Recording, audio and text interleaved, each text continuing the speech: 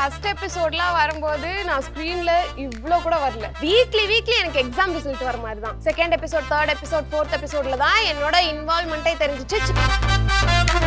இங்க வந்து அவங்க ஃபேமிலியா அவங்க பாப்பாங்க. நான் வந்து ரொம்ப பயந்தேன். பன்னீர் வாஷ் பண்ணிட்டு அது ஏதோ அந்த வடை சட்டியில வச்சிருப்பாங்க போல. இது விளக்குற பாத்திரம் நினைச்சு தூக்கி போட்டேன் நானு. அதுல கையெல்லாம் கழுவிக்கிட்டு இருக்கேன் நானு. நான் சாப்பிடுற பன்னீரை இப்படி என்ன வாஷ் பேஷன்ல போட்டிருக்கேன் அப்படின்னு பார்த்ததுக்கு அப்புறம் தான் எனக்கு அது பன்னீர்னே தெரியுது.